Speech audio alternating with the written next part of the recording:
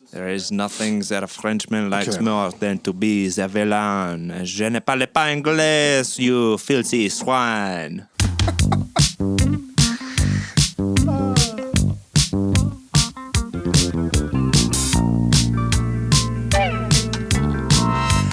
Hello and welcome to Sounds Funny Radio and our one-on-one series. I'm your host, James Quesada, and throughout this series, I'll be sitting down with the cast and team members that make up Sounds Funny Radio. We'll get a chance to learn more about them on a personal level, and I'll also come to the table with improv games and formats specifically designed to showcase and challenge the talents of the guest on each episode. We're going to put a couple of these episodes on our main feed of the podcast, and then we'll be moving the rest of the series over to our Patreon feed. So we encourage you to check us out on Patreon and consider supporting the show for just a few bucks a month. And in return, you'll get exclusive full-length bonus episodes featuring experimental games and live show recordings, alternate show formats, and sub-series just like this one-on-one series. Brian, where's my cam? This is my cam? My first guest is Raul Maghiar. Raul is a co-creator. Don't say hi. I got a whole thing before I All right. open the door for you. My first guest is Raul Maghiar. Raul is a co-creator, producer, and cast member of Sounds Funny Radio. And as a multifaceted producer, Raul has a hand in every aspect of the show, including, but not limited to, audio, video, social media, distribution, PR, creating our logo, and building our website. He and I met at Go Comedy Improv Theater in Ferndale, Michigan. And just a couple of years after we met, we both ended up here in New York City, where we've worked together on a number of projects. He helped me develop and launch my YouTube series, Improv FAQ. And together, we also produced a couple of podcasts before this one. We had one called The Zero's Journey and another one called Buck 50 Social Club. They still exist. Feel free to check them out. Leave a rating and a review or give us constructive criticism.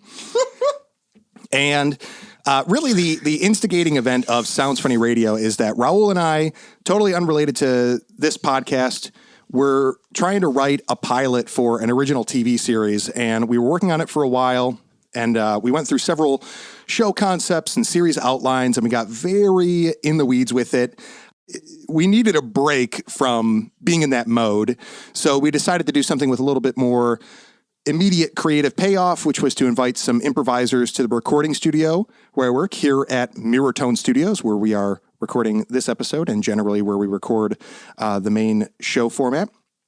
And we started workshopping some ideas for the audio medium. And over a year later, here we are in this room doing the first episode of a sub-series of Sounds Funny Radio.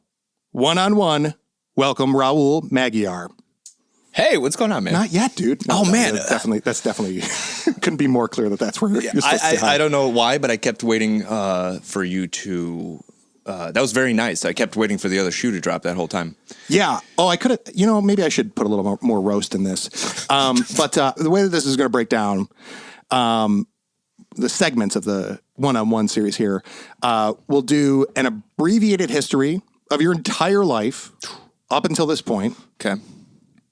We don't have forever, so trim it down.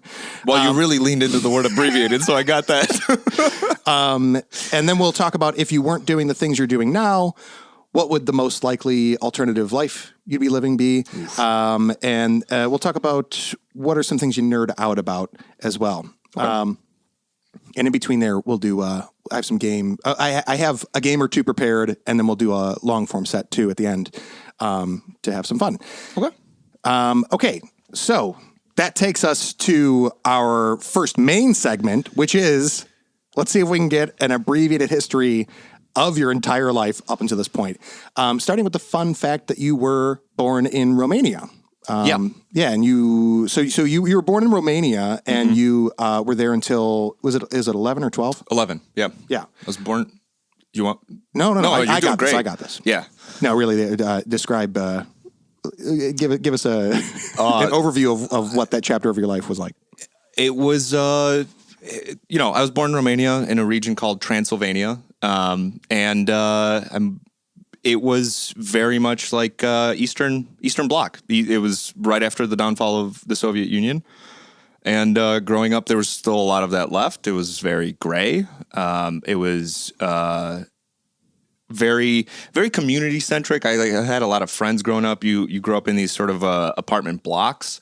There's kids all over the place, and we spent like a lot of time outside. And it felt normal. Like it didn't feel weird because we weren't really exposed to a lot of Western culture. Like I still remember the first time I saw Coca-Cola, and it blew my mind that a label on a product could be red. Like that was wild. It could be the color red. Could be any color. Like everything was just very utilitarian. Bland, yeah. Oh wow. Just like like a white label with the word milk on it, and you're like, great. I know exactly. And you also talk about periodically for the portion of your life that you were in Romania, you were on like a 4 or 5 year delay for getting most pop culture. Like a 10 or 15 year delay. Yeah. It would. I grew up with like what your parents most likely grew up with, because all of the stuff, all the TV shows, all of the entertainment that we had was all either Soviet or older. So I grew up with like new episodes of MASH in 1994, which the show ended well before then. Yeah. You were watching that as a kid. Is that like a... No, I was not watching. You grew up with it. Well, it was on TV. It was around, but I didn't watch it. I mean, I didn't really get it.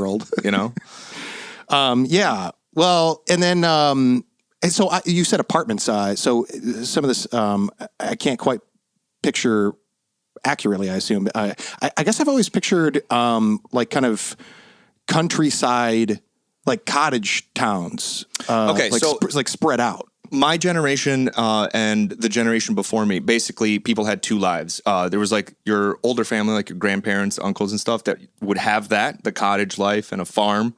And then the younger kids would have moved to a small city. Like I grew up in a small city. And what happened at that time, how much detail do you want, man? Like, do we want to get into you want to get anthropologic? Let's get it. Well, so I guess, I think it's, I think it is interesting to share the imagery of it. Like what is the actual landscape? Okay. You make assumptions of like, what Eastern Bloc or Eastern European countries look like for people who live there. And I think I have a skewed perception of like, oh, it's like, you have like a cottage or a country home that's like, I picture it like in the sticks of like South Lyon, Michigan, or when you just get like into spread out areas. Not that it's not like modern, but that it's just like very spread out. It was not modern. I don't picture it like. It was made of dirt. Like the cottage, it was made of dirt. The cottage was made of dirt? Yeah. It was a dirt floor and like straw and like gypsum walls. So like the whole thing was very rudimentary. I mean, it was very barren. And basically, like when the Soviets took over, the state owned all the factories, and they built these giant complexes of apartment blocks, which picture like 3.5 New York blocks wide, a block and a half deep, and just like full concrete, no features, some balconies, but really no features. Everything was identical. And the factories would own those homes, those blocks. They would build them. They were named after them. The factories would own those blocks, like the same company. Who owns the factories? The state. So really the state owns the apartments, or like what's the? It's like a kind of like a, what do you call it? Like worker dorms, basically. Yeah. So like if you worked for the factory, you got a free apartment. That's how it worked. Interesting. And it was like, just rows of these sort of featureless buildings, but there was like a lot of green space and trees and stuff to play outside. And really, the first time I ever visited to New York and I took a walk through Brooklyn, certain areas of Brooklyn really reminded me of the neighborhood I grew up in. Oh, really? Yeah. Not the like the bougie ritzy, obviously, because but like. That contradicts everything you just said. I know that like the neighborhoods you're thinking of that are kind of rustic, but it's still a city. Yeah. So like all the apartment blocks were like 4 stories tall. Some of them were 7 or 8, but most were 4. So it was relatively kind of low to the ground and not like, I don't know. It's just everything's very utilitarian. Mm-hmm. Like everything was built for public use, and there was not a lot of frills or colors or. That makes it sound really depressing. I enjoyed my childhood. Like you did, yeah. Well, oh man, Well, okay. So when you found out your family was going to be moving to the States, Yeah. I don't think I've ever asked you like how did you feel about that when you found out that was the plan? You know, my dad had been talking about it for so long that when it finally happened, I was happy that he was happy, and I didn't really get it. Like, I didn't really have my own feelings about it. It was just like, great, now we're doing this thing. And then I remember we found out in November of 1999. In December or January, we went to Bucharest to get the visas, and then on March 28th, we landed in Detroit. So there was like really not a lot of time. You didn't have like a kind of like just kind of building on the idea that you really enjoyed your time growing up in Romania. Like you weren't like kind of torn up about having to leave. No, because by that point, so we'd only ever taken road trips. I'd never been out of the country. I've never like flown. I didn't really have a concept of distance. So for me, it just felt like we're just going to live somewhere else and we can come back and visit whenever we want. Like it didn't really feel like it was going to be that much different or that I was really leaving anything behind until, halfway through flight number 2 across the Atlantic, where I was like, it's been like 15 hours. Like this is this far. Is far. Yeah, maybe it won't be so easy to just come back and visit. But I remember. You visited recently. Yeah, in September. And that was when was the last time you made a trip to Romania before that? 2013, so almost 10 years. Yeah. So pretty far and few between. But what were you gonna say? For like 2 or 3 years after I got here, I wrote letters every month to my former teachers, to like all the friends that I grew up with. That is so like surprisingly sentimental for you. I know. I know. And also because like I got dead inside after. Okay. So wait a minute. Like do you feel like you were more social, had more like school friends in Romania or more friends in once you got to grade school in definitely US? Romania. Yeah. I mean, when I got here, I was like, I was wearing clothes from the 80s that were like a little bit too big. I had a really thick accent. And again, the color thing, I remember the first time I walked into my elementary school classroom and I was just confused. Like the desks were not in rows. There wasn't this is going to sound silly and like I'm making a joke, but I'm truly being honest, is like, I was like, where's the portrait of the leader? Because like every classroom so far had like an oil painting, like of Ceausescu. That's who was on the wall when I was growing up. And then when he got taken out, like replace the next guy and then the next guy. And I walk in here, there's like art and stuff on the walls. And I'm like, what's going on? And it was like that sort of cliche needle drop moment in movies where I walked into the classroom with the principal, like basically kind of pushing me forward, and the teacher stopped, the kids stopped, and they all turned around at the same time. And I was just like standing in the doorway. I was like, do I say something? And I just went, hello. And then I sat down. Yeah. And so it may not surprise people as much now to find out that you are from Romania because you've gone back to your birth name, Raul. Yeah. And for a long time, you were going by Mike. Yeah. So can you give a backstory on how and why you made that change? Yeah. I mean, once I got here, I got, made fun of a lot. And I had a really hard time making friends because of the accent and weird. And like, elementary school kids are cliquey. And it's hard enough having a bunch of stuff in common and getting into the clique. But when I'm literally dropped in the middle of a brand new environment, like no one really wanted to talk to me except for this kid named Jacques, who was from South Africa. And then he also went through a similar experience. So we kind of like hung out because like we didn't really have anybody else to hang out with. And it was pretty, isolating, and no one could pronounce my name. I got Raul all the time, Paul all the other times, and my number one. This can't be right. This can't clearly be a P. Yeah. Yeah. Wait, it's an R at the beginning, and it looks like Paul. No, that's not right. You're Paul. Yeah. And I just remember being like, okay, great. So first order of business is I have to lose my accent, and I got to get an American name. And my middle name in English is Michael, so I just went by Mike. And that didn't work. Mikhail, though, right? Mihai. Mihai. Yeah. Yeah. How's it spelled? Mihai. I know. Man, really revealing how much I do and don't know. It's not Mikhail. That's the Mihai. Russian version. That's the Russian. Yeah, okay. Yeah. So so you put a lot of energy into correcting your or Americanizing. I wanted to be as your, American. Yeah. I wanted to be as American as possible and not draw attention to myself as much as possible. And yeah, they stuck me in ESL, and the moment I could get out, I got out. I think I only spent like 6 weeks in ESL once I moved here, and I just wanted to blend in. I didn't want to draw any attention to myself, and it didn't work, James. It didn't work. Just to give a general sense of like, I don't know. You're also maybe surprisingly have a bit of a partying background.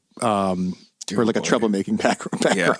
I mean, look, it's again very cliche. Like, ostracized kid can't find a group to hang out with, so he makes a group with all the other kids that don't have a group to hang out with, and you very quickly realize that like you're all kind of not on the same page, but like you just start, doing drugs. Oh yeah, and hanging out, and the drugs are the great unifier. And just like also going, the dare you to do this. Like I don't know what that is. Like just kind of I dare you to smoke this whole joint before before physics or whatever class, and which is something that you and I have also like really bonded and related over. Is like, I mean, my thing is that I've moved around a lot.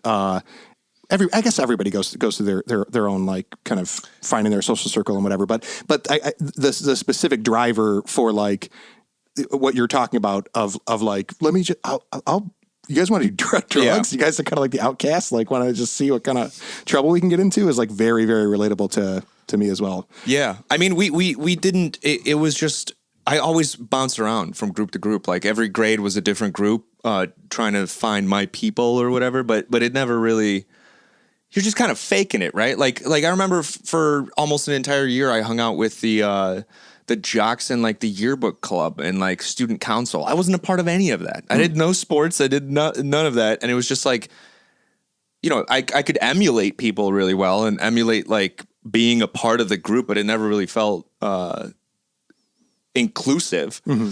So you just kind of bounce around a lot and you turn inward inevitably because you start to kind of figure out like, what am I feeling? How am I feeling? You start to spend a lot of time by yourself, read books and stuff like that. And, we love reading, talking about books, Yeah. And then, let's kind of take an overview of from like, going to college, mm-hmm. basically up until the point that you moved to New York, like that kind of arc. Okay. I went to Michigan State University and roomed with a bunch of people that I'd kind of known in high school, but didn't really.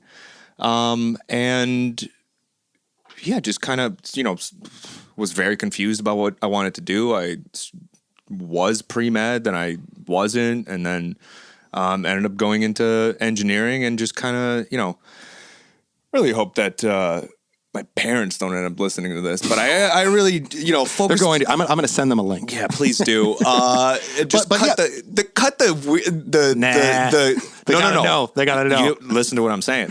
Well, it's your edit. Cut the straight edge parts out and only give them the highlight reel.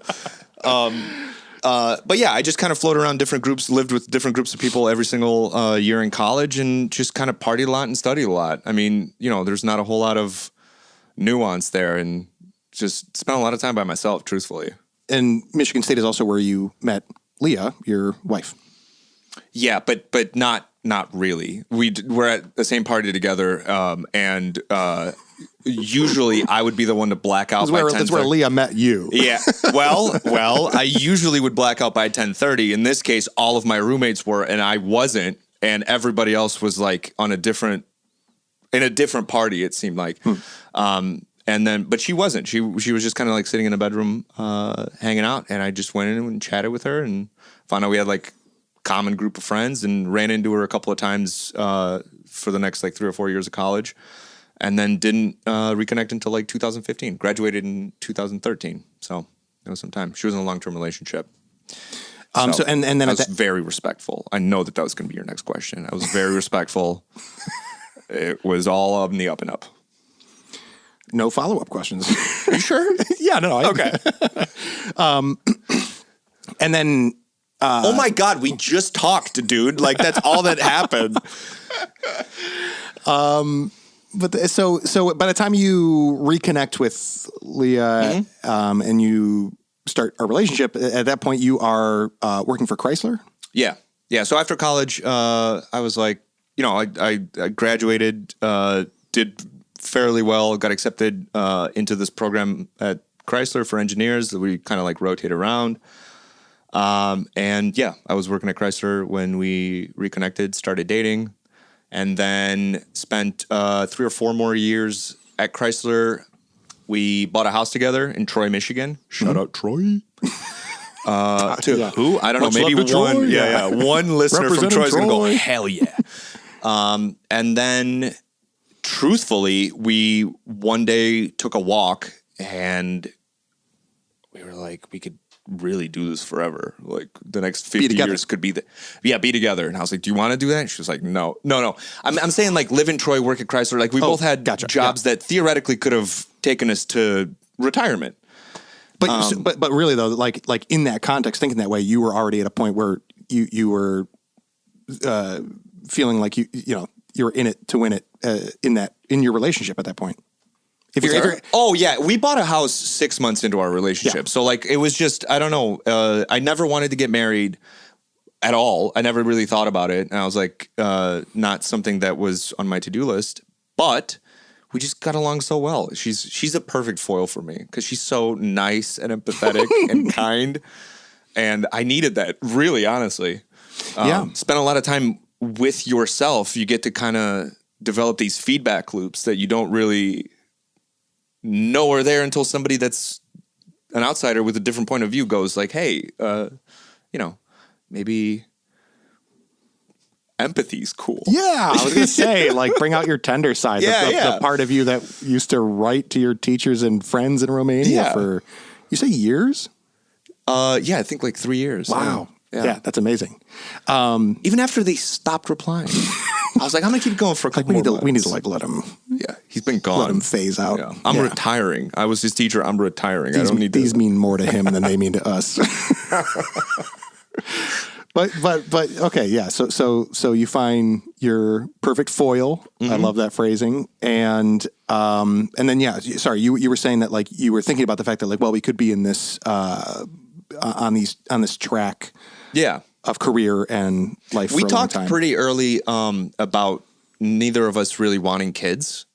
And it just felt like that was going to be the next step. Like once you're stable enough, then you're like, you have some kids, and then, you're unstable for 18 years or whatever. And then you like figure out what you're doing after that. But that wasn't really our next step. Our next step was just to like ride it out for 40 years. So we took a walk and decided to move. Didn't know where. We just, Leah had also only lived in Southeast Michigan her whole life, and she wanted to experience something different. So we decided we wanted to move, didn't know where, came and visited you and Julia in New York. Mm-hmm. And just I guess timeline-wise, we had met. You started taking classes at Go Comedy in 2016? January 2016, yeah. And I know we mentioned that's where we met. I had the distinct privilege of teaching the first day of your first class. That's right. In improv.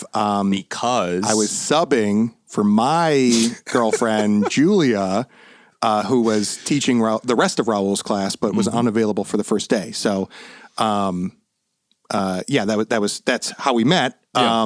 And then, so a year later, I had moved to New York in 2017. Y'all were planning a visit. And you had already been thinking about like, where else could we be? Where else could we move? Totally. And then we had a chat about where, and I've always had sort of like a creative side of me. I've always loved comedy and making people laugh, mostly because that became a really useful defense mechanism. Like, a bully's not going to kick you in the shin with platform shoes if you're making them laugh. Right. As we all know. Yeah, that's a very specific person I'm referencing, and I'm really hoping that it gets back to them somehow. So I always wanted to have that. Like, there was always a creative side of me, but it never felt like I could really indulge and follow that because, a child of immigrant parents, I don't need to rehash that whole thing. We all know what the stereotypes are. Those are very much true and very much a very present part of my life. So I went for engineering, but there was always like this neat thing where I was like, well, if we're not having kids, like, what if I just try? Like, what if we just try to move somewhere where I could pursue it earnestly in a place that has some opportunities? And it was either New York or LA, and I really honestly didn't want a car at the time. Plus, you were in New York, and we had connected really strongly. Again, like just on kind of our demeanor and our what we call engineerial brains. So I mean, I was thrilled that when we're visiting and you ended up proposing to Leah in New York in 2017. Yeah. On the connecting thing, I also think that you moving around a lot and me moving just the one time, I think that also fundamentally gave us a really good place to start hanging out and talking, because that's such a weird experience to go through as a kid. You're like, you can't really make sense of it. Yeah. Everything seems permanent until one day it's not. And you're like, great. Yeah. What? Yeah. And also it was like pretty, the conversation starter was there because in that class on the first day, I had the roster of people in the class and your name was down as Raul. Yeah. And I do have to admit, you went Paul, didn't you? No. I knew Raul for sure. But when you raised your hand, I was like, really? Yeah. Oh, okay. Yeah. Not your traditional Raul. Yeah. But that was a good conversation starter. And we ended up talking a lot of shop and just, I think, in the way that we thought about improv and creative, just like the creative outlet as somebody who's very otherwise like heady and cerebral. Yeah. And the freedom that comes along with especially improv was something we connected on a lot. And then, so it was great when y'all were looking at New York, and I feel like the experience and like the mindset that I had was easily translatable to, for probably I'm guessing for you to put your shoes in because we have very similar mindsets. Totally. So totally. Yeah. And I had visited New York with my parents when I was 13, and I really liked it. Again, reminded me of home. And I've also been out to LA, and that's just a completely different vibe. So so this felt like just the right amount of dirty. Yeah. Just the right amount of dirty. And on that note, I mean, that does bring us relatively present, and we'll, I think, cover a lot of the rest in the next couple segments. Is there anything else that is like... No, I'm in my head being self-conscious about how not abbreviated that was. Oh, well, I mean, it really is the main portion. Is okay, like cool. I'm glad we got to talk through as much of anything. And again, to like be able to like share things that I already know and learn a few things that I thought I already knew. Mihai. That does at some point along the way. How ironic! How ironic is that middle name? Oh, wait, why? Mihai? We had the whole drugs? Yeah. Come on. No, too low-hanging fruit. All right. Well, it's a fun. I'll cut that. Man, they're gonna have to make a lot of cuts here. But also my middle name is Paul. So, wait, really? I don't feel so much better that I knew close to your middle name. now that you've just learned mine. Yeah, it's Paul's a family name. We're like Roman Catholic. I guess Paul's. I feel like I knew that, but like didn't know that. That's how I feel about Mihai versus Mikhail. That's so funny. Okay, well, that's going to bring us to our... We're going to play some games when we come back from the break. Okay. Don't forget to check us out on Patreon and subscribe to Sounds Funny Radio for more bonus episodes like this one and much more.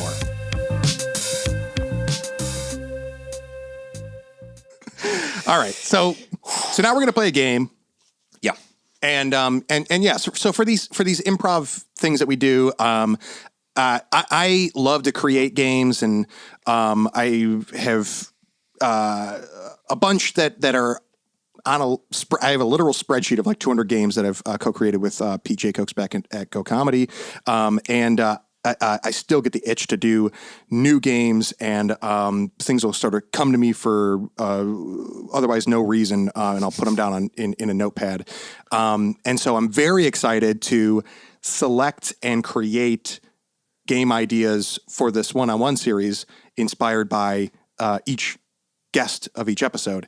I'm so nervous. Oh, you should be, dude. I don't know This is going to why. be really tough for you. No, this is going to be great. It's going to be like, go ahead. Oh, you and I have been in this situation hundreds of times. I don't understand. Yeah. I feel like I'm in trouble. No, it's going to be very fun. So here's how it works. All right. I don't know how repeatable of a game this is, but this is what I have. You and I have improvised a bunch together. We've worked together on a lot of projects.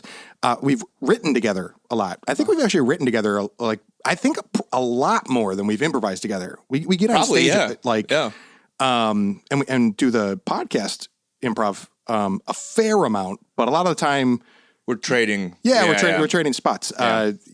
We do the weekly jam, and if you're teching, then when I'm on stage, I'm teching when you're on stage, and all that. So we've done a lot of writing together, though. So I thought it'd be fun to do a writing infused game. So this is called Improviser's Worst Nightmare. Great. I knew there was a reason I was nervous. There's a pretty staple game in the improv world called Actor's Worst Nightmare, where some amount of improvisers or players are on book of a script.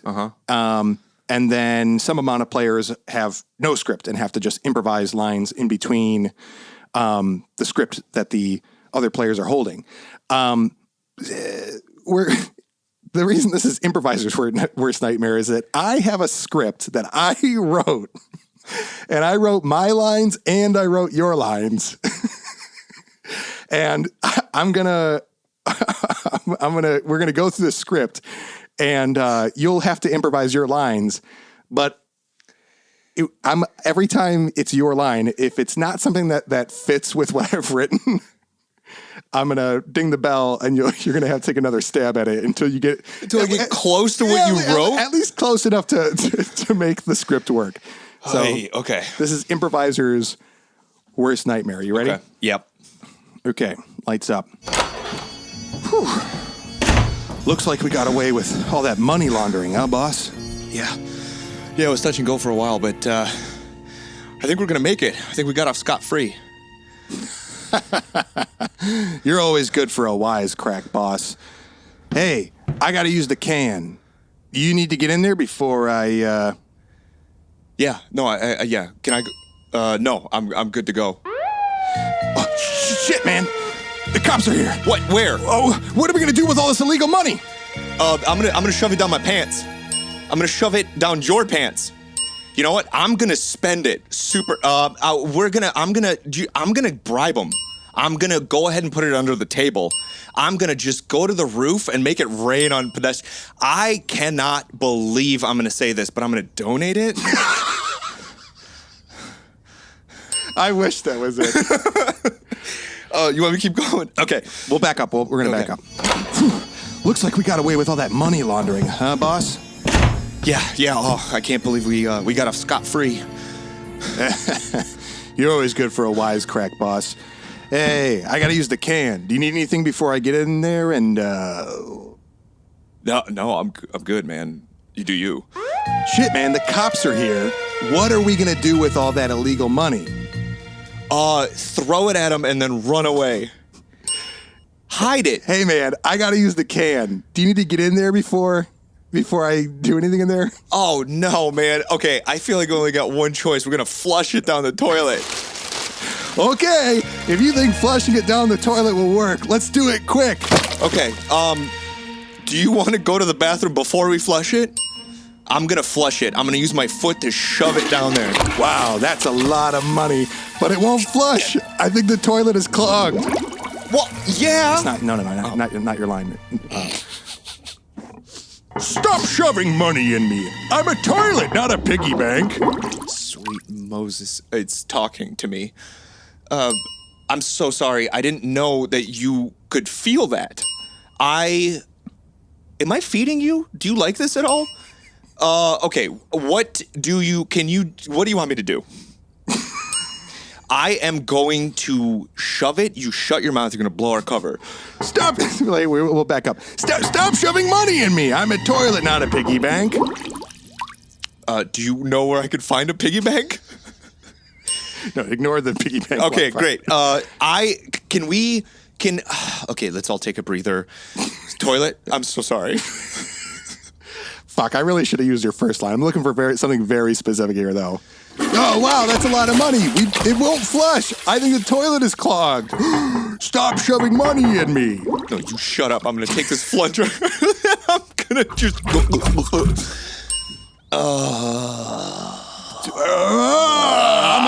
I'm a toilet. I'm your toilet. I'm the toilet. Quick, shit in its mouth. Hey, surprise. I'm a toilet. You can talk? Of course I can talk. I'm a talking toilet. And you and I have talked a lot. Oh my God. I'm so sorry. I forgot. I'm so busy right now. There's cops at the door. It's me, the first guy. You're under arrest. You forgot that I'm an undercover cop, too. This is the last line. Mine? Yeah, okay. I'm out. So whatever this line is, I we'll end am the scene. so busy. You could understand me forgetting my toilet talks and my best friend was a turncoat, right? Nicely done. Man, my abs hurt. Done. Oh, great. I'm looking for something very specific here. I mean, you said I was looking. Universe. I was looking for. I forgot you can talk. You said you can talk like a question, but I wanted the forgot. Yeah. There. That was great.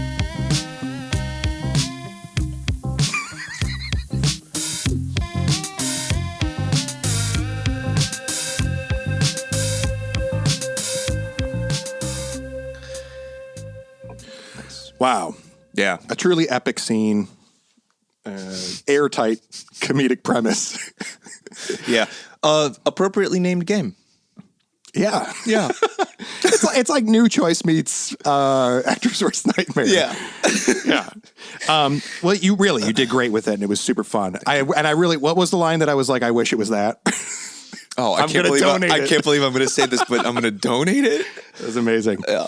Okay, so that brings us to our next main segment, and these are going to go hand in hand, so they'll be a little shorter. But okay. The first part of it is, I guess, one thing that we will throw in there is that now in New York, you work at Columbia University also as a mechanical engineer. Yeah. So that's your current job, and you're also doing comedy stuff and whatnot. So if you weren't doing those things, what would be the next most likely career path, either that you would probably be doing, or your choice, either that you would probably be doing, or that you would snap your fingers and choose to be doing, unrelated to the what you're doing now? Those are both very different answers. I'm going to go with probably be doing, and I'm going to preface this by saying I am not proud of it. But because my brain works the way that my brain does, I would 100% be a corporate ladder climber. Wow. That is shocking to me. I know. That's why I'm not proud of it. Would you be cynical about it? 100%. But I would use that cynicism to my advantage. I got a friend like that. Yeah. And it's it. because it's you'd be trying to retire early. 100%. And I hate the game, but if you're going to force me to play it, I'm going to try my best to beat you at it. Yeah. School was never really difficult for me. Like I just that's gonna humble make me sound brag. like it's gonna make me sound like such a d-bag. But I spent so much time alone. Like I thought things through and I just got it. Like, I don't know if it's genetics or whatever, but it just, logical stuff like math just is really easy for me. Okay. Jesus, we get it. It's so easy, dude. Like I don't genius, understand how anyone would ever struggle with it. Like it's just so no. So I think that it would honestly be that. I don't think I would be happy at all, and I think I would be extremely cynical and burnt out. But I think I would be rewarded in it because it just I just have that gear. I hate that I have that gear, but I have it, and it sucks. And I think that's a great general answer. Would you specifically? You'd be like whatever Financial open field, investor for financial sure. investor. Yeah, okay. yeah. So you might also wind up in New York. Totally. I think New York was always going to be some part of the deal. I love this city for what it is. Like it's just a great.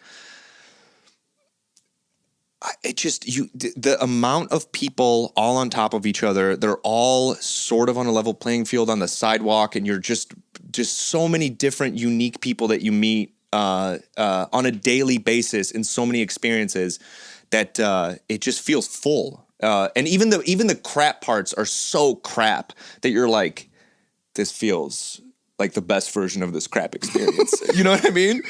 If you're trying to maximize like pain and pleasure, there's no better place. Yeah. I mean, that also somehow like it parallels the idea of it being a corporate, like, what do you call it? Like, jumping in despite the resentment of it. Yeah, totally. It's a masochist. There's like a very masochistic side of me. There that I'm is trying something not to masochistic about living in New York, deciding to live in the city. Totally. It's just like you have to take a little bit of like, it's either pride in being able to like get through the dirt and grime, or it's like a fascination with it, you know, of like, how can something so beautiful have such an ugly, you know, kind of coat to it. Yeah.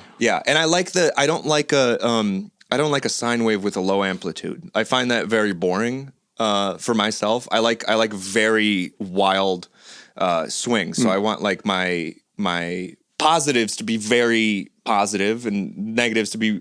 I just like the range. I just feel like that makes life more interesting, and this city's built for that. That's what it is. Yeah. The ups and downs. And then I guess maybe that's a good segue into the next part of this, which is what are some things you nerd out about? And actually, I'll kind of just tee up something that one of the most fun and interesting things that I've heard you nerd out about, which is video games. Yeah. Specifically, your favorite game is Red Dead Redemption, more specifically 2. Yeah. But you were describing to me like you were very much nerding out on the like video game physics. Yes. And differentiating between like kind of reality based physics or like you take over. Yeah. So okay. Thank you for coming to my TED Talk. Basically, like there's two. I'm going to try to keep this succinct. You could either... I don't want you to. I want you to nerd. You want me to like go hardcore. deep? Okay. There's two basic design philosophies when building a video game from scratch. Is you either create a world and characters and animate as many interactions as possible. So every time like you go and do something, it triggers an animation. So think like picking something up or putting something away or going shopping for something, riding a horse, getting in and out of a car. Those are all specific animations that get triggered. Can you like, what's like the most popular video game that has that, or like some examples? So that's how video games were built essentially up until like 2010 because that was what the technology could allow. So anything, you know, Zelda, Grand Theft Mario, Auto, San Andreas, perfect example. Okay, San Andreas. Yeah, all of those animations are pre-created. So like when a car hits you, there's code that basically says car hit you, play this animation, and then like your character will fall down. Mm-hmm. What they've done since then is Unreal being the company that was sort of like the foreground on this is you build the world, and then you assign physics to it. You assign coefficients like friction, gravity, collision between objects. And you still have animations, but those animations are dependent on where your character is situated, how they're interacting with the world, whether they're going through a door, at what speed. Those are all calculated in real time based on as many conditions as possible that match the real world. And that to me is the reason that I find that so fascinating is because there's unexpected interactions that the programmers do not program, because you're not going to hit, like you're not going to get hit by a car the same way in Grand Theft Auto 5. Being the first game of Unreal or Rockstar Games? Rockstar Games. Grand Theft Auto 5 being like the first or most popular first game to use that kind of approach? Let's say yes. Yeah, Google somebody fact check us and then write it on a piece of paper, then throw it in the trash. So I find that to be a lot more interesting, because you're essentially trying to create as much of the real world as possible, and you need physicists for that and engineers for that to be like, how does gravity behave on different types of falling objects? How does wind resistance factor in? The character's walking on asphalt versus grass. The car is driving in wet asphalt versus dry asphalt. All of those things are predetermined. So then all of the interactions or the reactions of the stuff that's in the game happens in real time. So there's unpredictability and like a lot more of a real sort of feel to it. And thus I like that a lot. Ironic name Unreal of the company, engine. Yeah. Unreal. Yeah.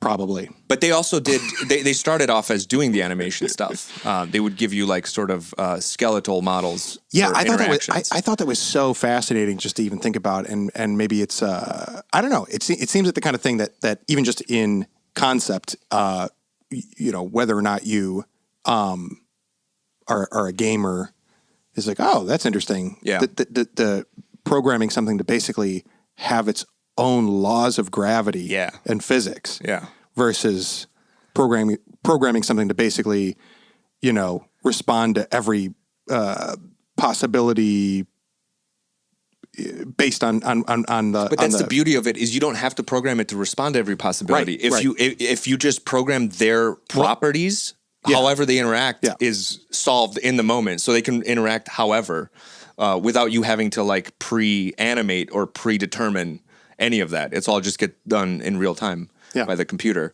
One of the hardest Unreal time by the computer. One of the hardest laughs in my entire life was in Red Dead Redemption 2, who has, in my opinion, one of the best physics engines and world sort of models ever. I mean, the amount of detail and unpredictable macro and micro interactions that happen in the world just going around is insane. Long story short, the game is set in 1899, so it's very much like a Western for people listening that aren't familiar. But anyway, I just got done robbing a train, and I just like bungled my way through it. Like, it was not smooth at all. I went in there thinking it was going to be like a heist, like a perfect heist, and it just did not go well. But I got off of it. I got on my horse, and I was getting away with it. The people shooting at me everywhere. I literally looked too far down into the horizon, and my horse tripped on a boulder, and the boulder happened to be at the edge of a cliff, and we both go flying off the cliff, and my guy is ragdolling off this cliff, and so's the horse. I fall, and then he and he's just like mutters some like, oh God, and he gets up, tries to dust himself, and before he's on his knees, the horse crushes me, and then just the screen goes black and white and goes dead, and I did not stop laughing for like 15 minutes. It was so unbelievable. Yeah, not something programmed into the game, just the luck of the universe as determined by the laws of physics in the game. That's amazing. Yeah. I loved it. Well, that's some good nerding out. Yeah. Thank you for that. Yeah. And you're welcome, bro. I guess we'll play this transition music again before we do some long form to close things out.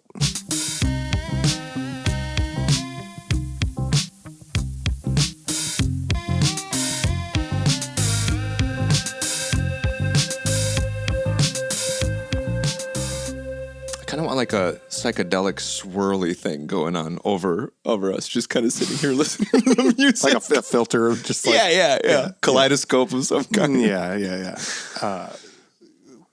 Like a tie-dye kind of filter with swirls. Yeah, totally.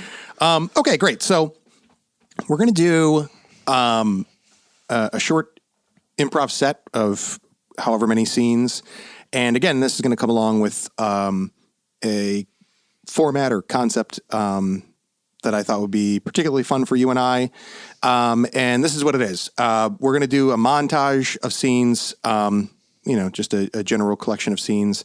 And every scene is going to have more than 2 people in it. Great.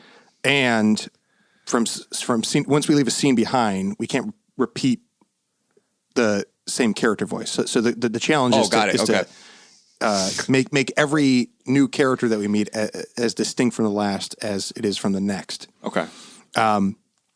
Which comes from one. I think that it's just like it's the type of thing that is I think we are minds as improvisers again find as a fun rule or challenge to be like I'm gonna typically play a lot of straight characters, but I love being mandated to put on, lots of voices and see what comes out. Yeah. If left to my own devices, I will be close to self 90% of the time. Yeah. Yeah. So now the rule is you turn and burn. Great. Churn and burn. And every scene has to have more than 2 characters in it. Okay. So we're not bringing anybody back at any point. I guess we can bring people back. It's just that every new character has to be distinctly different. Okay. And every scene has to have more than 2 people in it. Okay. So, and I'll leave it to you. And this will be like a 10 to 12 minute set. Do you want to get a random word generator suggestion, or do you want to go no suggestion? I want to go no suggestion. Let's go no suggestion. No suggestion. Lights up. Can you do you mind backing up a little bit? You're standing on my toes. I'm so sorry, man. The train's so crowded. I know, man, but like you're on my foot. I know. It's just I would.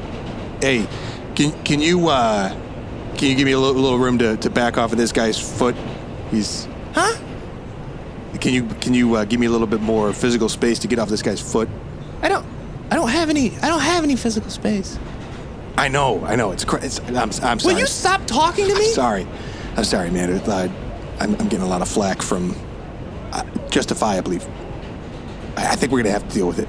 Okay, but all right. Well, can you like tuck your feet together or something, man? I'm just gonna turn my back to you. I don't even want to be a part of this Do conversation. you ever think about taking your backpack off? You ever think about minding your own business, dude? Maybe you could be another inch or 2 closer to the wall of the train if you didn't have that giant backpack on. Let me ask you something. You just go around picking fights with people, hoping that you get to teach people how to be in a train? Hey, you two need to stop fighting with each other because a lot of us are minding our own business. There's only so many stops left before the end of the line. Didn't you have headphones in earlier? How are you even... I'm trying to listen to a podcast. Okay, whatever. I'm trying to listen to Ologies over here with Allie Ward. I'm sorry. I'm trying to get him to take his backpack off, but he won't, and it's... We know the context. Everybody can hear you. All right. Do you want to go get a beer?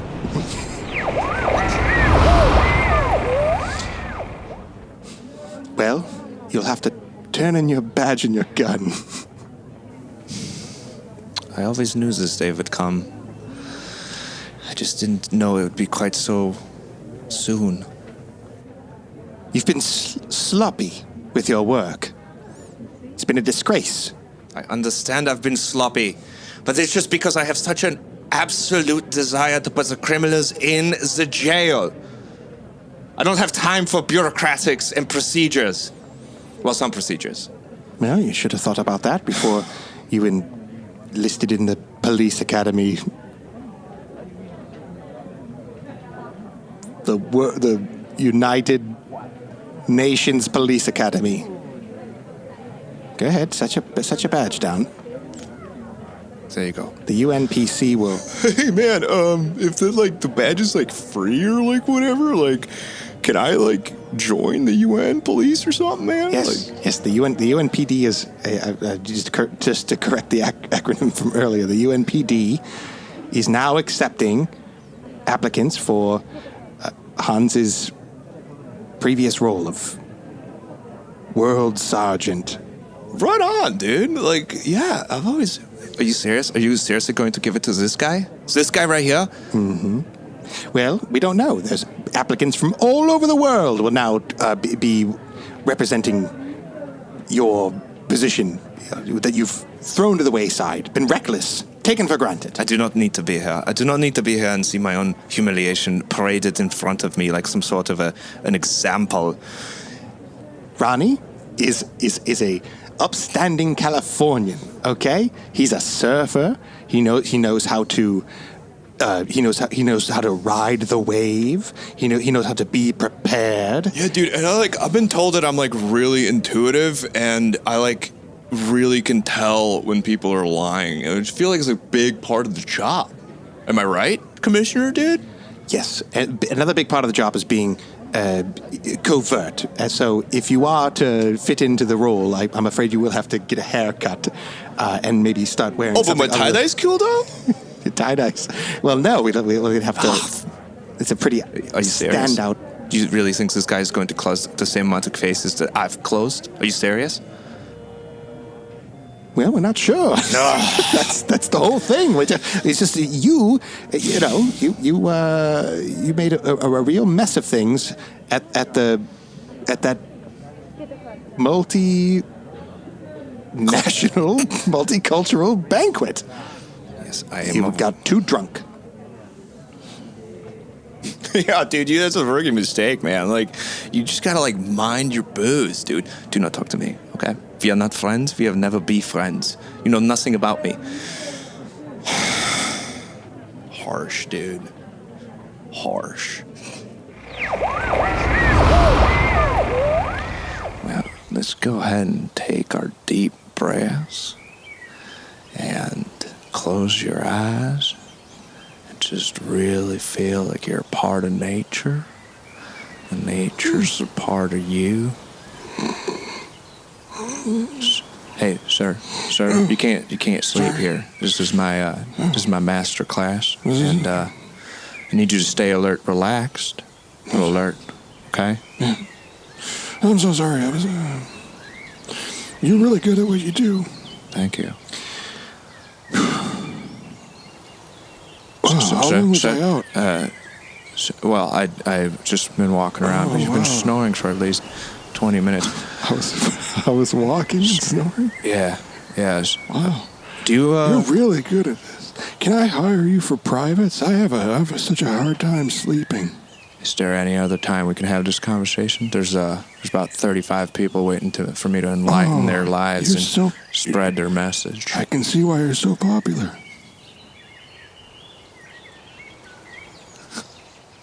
You know, some of us have been waiting the whole time. All right? And if anybody's going to hire you out privately, it should be somebody who's been paying a goddamn attention. Okay? I've had insomnia, chronic insomnia for the past 18 months, ever since my wife had a baby. And I've been, it's my baby too. But It's gonna be my next question. we have a lot of nighttime disruption, and it'd be great to have you around the house to help soothe every once in a while, just get a good night rest, you know? I just want to take this time right now to tell everybody here that I am available for private functions. I just don't think now is the time to hire me. Wake up, man. Shh. Hey, right here, eyes up front. I'm so sorry. I'm old. All right, and This guy's too old. Hey, I resent your implication, man. Just because I fell asleep doesn't mean that I wasn't paying attention. This guy's too old. Hey, settle down. We're not gonna walk around here levying accusations at people, okay? Nah, I'm sorry. I'm gonna separate I just brought a you new two. life into the world, so I'm a little jazzed about the early sides of things. That's great. This guy's too old. That's great. I'm not gonna need to. Hey, I'm too old. I'll show you too old, buddy. I will lay down some fisticuffs, the likes of which you've never. Yeah, just seen. You've never seen. Wake up! I don't know if this is this a tour? What are we doing again? It's meditation. Oh, meditation. Retreat. Yeah, we haven't started yet. Did I say we were walking around earlier? I said you said you were walking around. Did not instruct anyone. And to I'm do you. that. Are we both each other right now? I think we're the same. You know what? I will do your private function. I think you get it.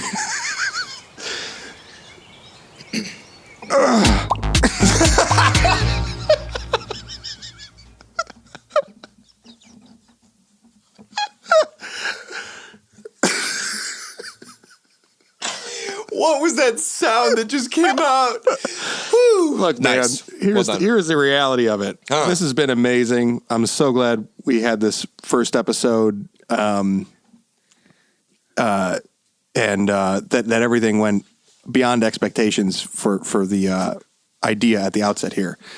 We are also in Mirrortone Studios, having recorded a session earlier with 5 people in the room. Yeah. And it's got to be like 95 degrees in this At room. least, man. At least. We got 3 cameras and a big blimp light going. In all sincerity, I love you. I love this project. I loved everybody and loved.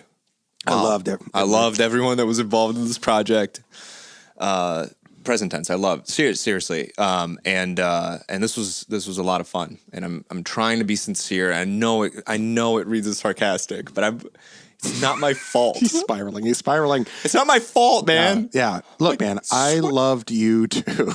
Thanks, man. No, truly. Love you right back. It was good to be friends. Yeah, no, it's good to be friends.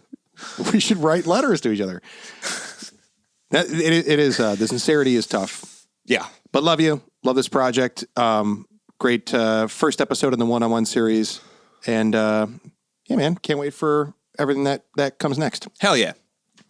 Hell yeah. Play us out. I am going to play us out. I'm going to do credits because I've discovered that that's a really annoying thing to have to do after the fact every time. So We're just going to read them out now? I am. I'm just going to sit here? Yes. There's a little ditty here before it gets to the turnaround. So, ooh, yeah. Here it comes.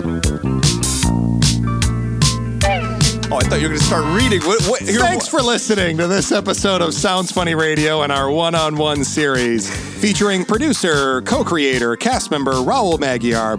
We hope that you're enjoying the show in all of its forms, and if you are, you should definitely check us out on Patreon and consider supporting the show for just a few bucks a month in exchange for exclusive bonus episodes. The main show format is really just the tip of the iceberg when it comes to all the things we're working on at Sounds Funny Radio, so check it out. Sounds Funny Radio is produced by Brian Flaherty, Raul Maghiar, and me, your host, James Quesada. Our associate producer is Colin Dworsky, with additional audio assistance and theme music for the one-on-one series by Chris Agar. Our executive producers are Mark Evan Jackson and Nate DeFort. Thanks again for listening to Sounds Funny Radio. You did great.